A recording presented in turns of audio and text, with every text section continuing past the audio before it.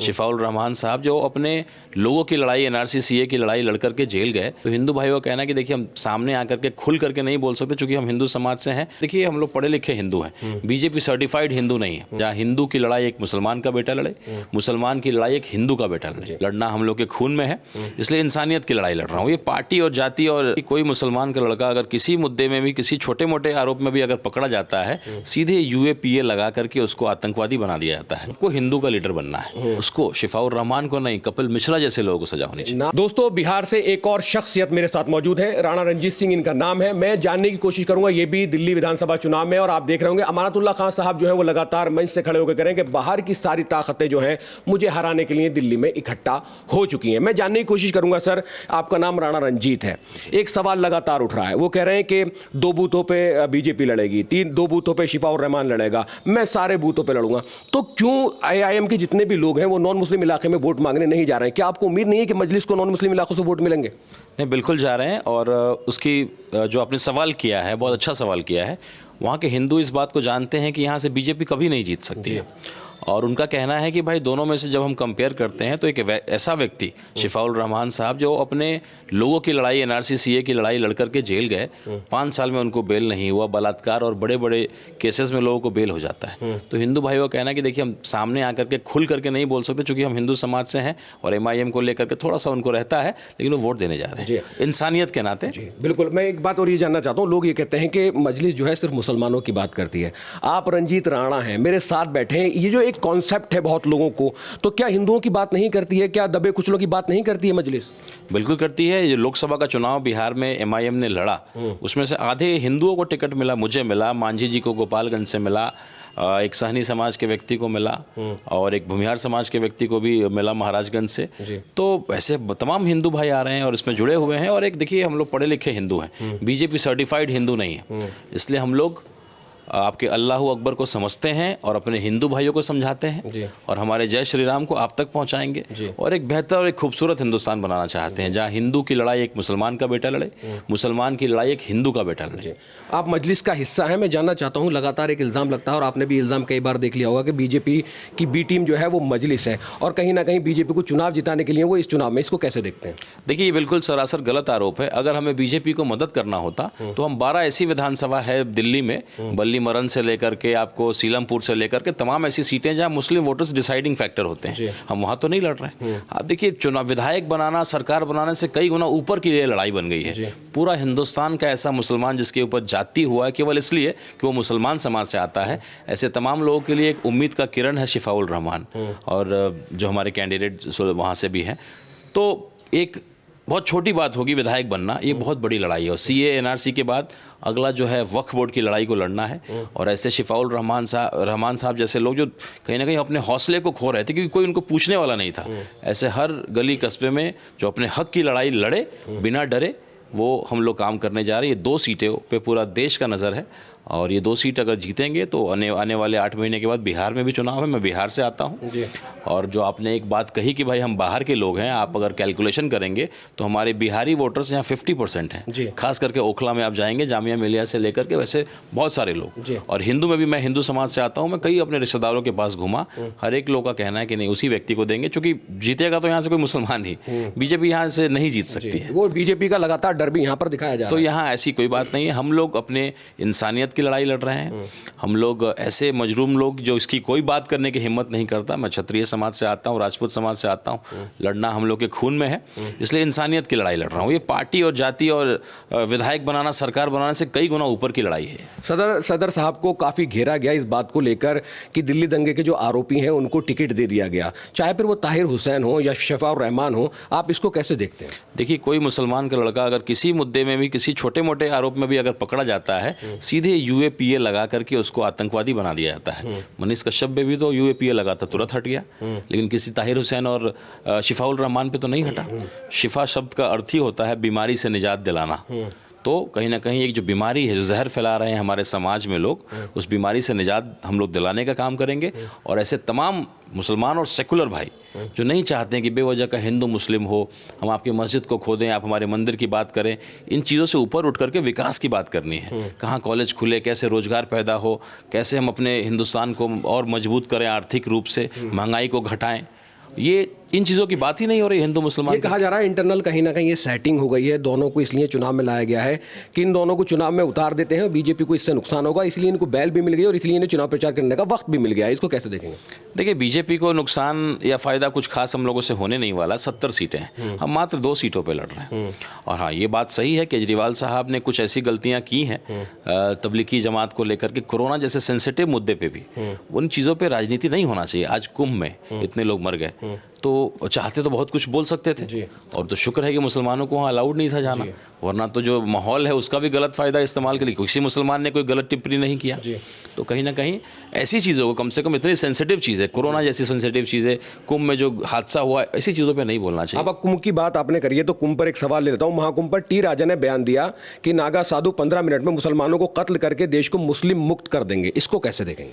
देखिए, अब तो इतना जाति हो गया, इतना अधिक लोगों का माहौल, इन्होंने सबको हिंदू का लीडर बनना है। हर आदमी जो है एक फैशन बना के बैठा हुआ है कि भाई हम मंच, राजनीतिक मंच को जो है धर्म से जो है उसको ये करके इस्तेमाल करके हम लोग नेतागिरी करेंगे।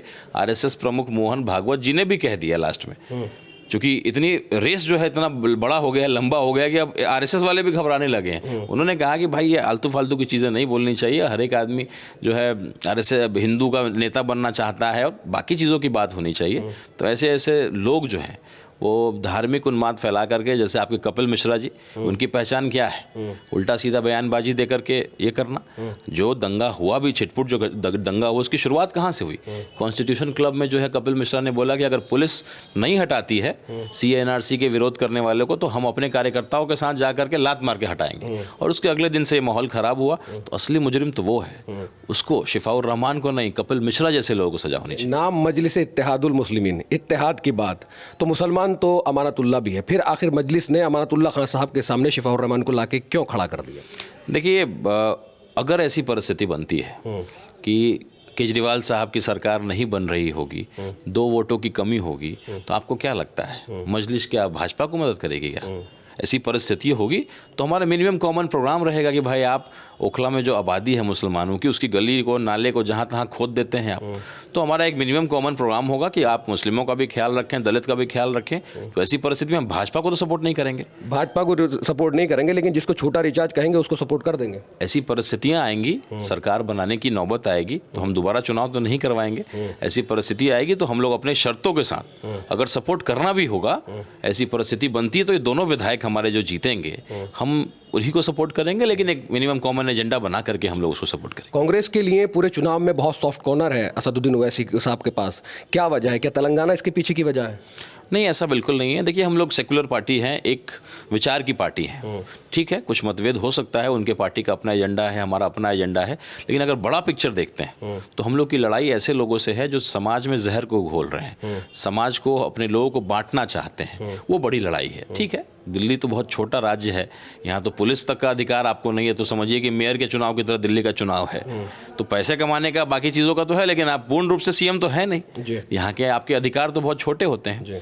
तो दिल्ली चूंकि एक सेंट्रल है, हमारा राजधानी है, एक मैसेज देना है हमें ऐसे तमाम मुस्लिम भाइयों को जिनके साथ जाति हुआ है, आपके ऊपर ऐसे ही दंगाइयों का जो है आरोपित बना करके आपको जेल में रखा गया है, कोई आपकी सुनवाई नहीं हो रहा है, ट्रायल नहीं हो रहा है, कोई चर्चा आपका जो है उस पर नहीं कर रहा है, आपकी लड़ाई में आपके साथ कोई नहीं खड़ा है। तमाम लोगों के लिए एक उम्मीद का किरण है। ये AIMIM का चुनाव या नहीं, ये इंसानियत का चुनाव बन के रह गया। अच्छा, एक बात और बताइए, आप बिहार से ताल्लुक़ रखते हैं, 7-8 महीने बाद बिहार में भी चुनाव आने वाले हैं, क्या तैयारी है मजलिस की और कितनी सीटों पर जो है मजलिस वहाँ चुनाव लड़ने के मूड में होगी? देखिए, 5 विधायक हमारे थे और उसमें से 4 लोगों को तोड़ा, 4 विधायकों को खरीदा है। जनता आज भी हमारे साथ है, वो भी 5 लोग जो है, तो हम लोगों ने टारगेट बनाया है कि क्या मजबूरियां रही कि वो 5-4 लोग छोड़कर चले गए? देखिए, हर पार्टी में जाते हैं, RJD वाले भी तो चले गए। देखा होगा आपने जो बीच में हमारे यहाँ बिहार में जो हुआ था सत्ता का खेल, उसमें कई RJD के लोग टूट के चले आए। अब सिद्धांत जो है कहीं ना कहीं बहुत कम होते चला जा रहा है, वो पुरानी बातें नहीं रही है कि भाई अपना जो है आचरण उस तरीके का रखें, राजनीतिक आचरण, तो उसका पतन हुआ है निश्चित रूप से। हम लोगों ने निर्णय भी लिया है और टारगेट बनाया है, 60 ऐसी सीटों को चिन्हित किया है जहां हमारा संगठन मजबूत है, हर जिला में, पूरे केवल सीमांचल नहीं, पूरे बिहार में। मैं खुद जो है तिरहुत प्रमंडल से आता हूं, वहां का प्रभारी भी हूं। आप भी किसी सीट से चुनाव लड़ने के मूड में हैं? देखिए, मैं शिवहर लोकसभा से चुनाव लड़ा था और मेरी लोकसभा में 6 विधानसभा है और अगल बगल पश्चिमी चंपारण और कई ऐसी सीटें हैं जहां हमारा संगठन मजबूत हुआ। मेरे चुनाव लड़ने की वजह से हमारे सारे पार्टी के लोग आए, आकर के संगठन को मजबूत किया। हम लोग 60 सीटों पे कम से कम चुनाव को लड़ेंगे और गठबंधन को लेकर के भी कई पार्टियों से बात चल रही है।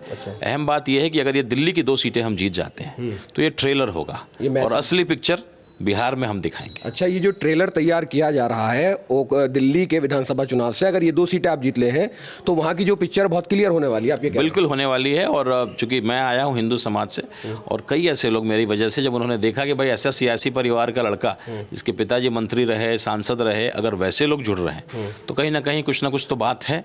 और मैं पढ़ा लिखा हिंदू हूँ और ओवैसी साहब जैसे पढ़े लिखे बैरिस्टर के साथ नेतृत्व में काम करना पसंद करूँगा, ऐसे किसी के साथ नहीं जिसकी जानकारी और तालीम जो है बहुत कम हो, इसकी सोच और विजन उतना बड़ा नहीं हो। तो हम लोगों ने वही प्रयास को शुरू किया है और एक हिंदुस्तान, पुराना हिंदुस्तान, सेकुलर हिंदुस्तान जो हुआ करता था उसको बनाने का ये है। और ये आपको मैं आश्वस्त करता हूँ कि बिहार में अगला सरकार जो है बिना MIM के समर्थन के नहीं बनेगा। हम ये नहीं कहते कि हम सरकार बना लेंगे, लेकिन हमारे पास इतनी सीटें होंगी। यही बात महाराष्ट्र में भी कही जा रही थी सर, लेकिन हो नहीं पाई।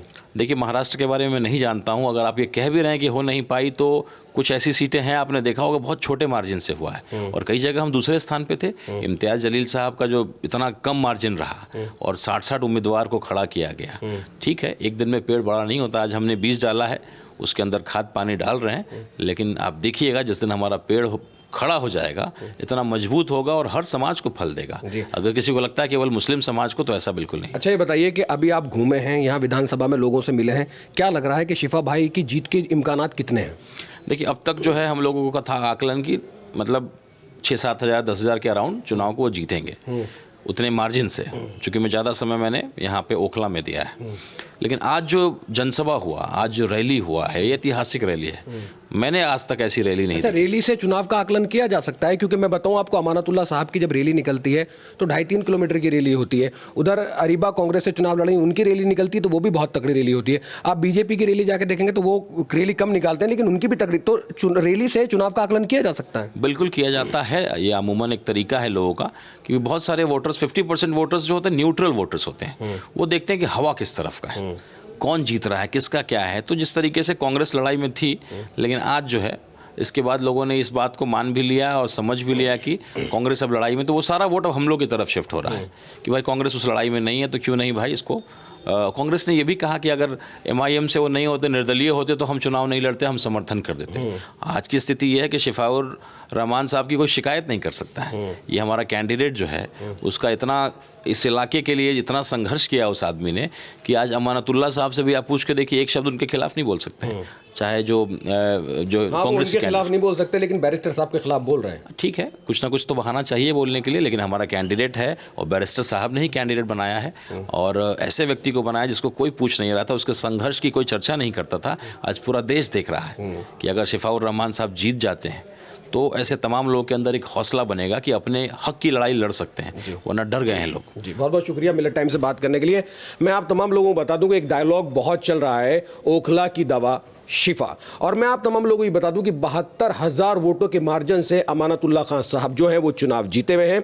अब ये जो एक डिस्टेंस है वोटों की, ये जो एक नंबर है, इसको कौन पाट पाएगा? लगातार मंच से खड़े होकर अमानतुल्लाह साहब कहते हैं कि मैं हर वार्ड पर जो है वो चुनाव लड़ रहा हूं और हर जगह मेरा वोट निकलेगा। और ये जो कैलकुलेशन है ये बहुत लोगों तक पहुंचाई भी जा रही है। अब शिफाउर रहमान, बाकी के जो गाँव है, बाकी के जो इलाका लगता है ओखला विधानसभा में जहाँ नॉन मुस्लिम वोटर आते हैं, वहाँ से शिफाउर रहमान भाई को किस तरह से वोट मिलेंगे, कितने उनको वोट मिल पाएंगे, और 8 तारीख को जब रिजल्ट आएगा तो क्या वो रिजल्ट ओखला में तब्दीली ला देगा या नहीं ला देगा, या फिर अमानतुल्लाह खान साहब जो हैं वो तीसरी बार ओखला विधानसभा से चुनाव जीतने में कामयाब हो जाएंगे। कैमरा पर्सन तमन्ने के साथ मैं मजहर खान, मिल्लत टाइम्स, दिल्ली। मिल्लत टाइम्स को जारी रखने और मजबूत बनाने के लिए हमारी आर्थिक सहायता कीजिए।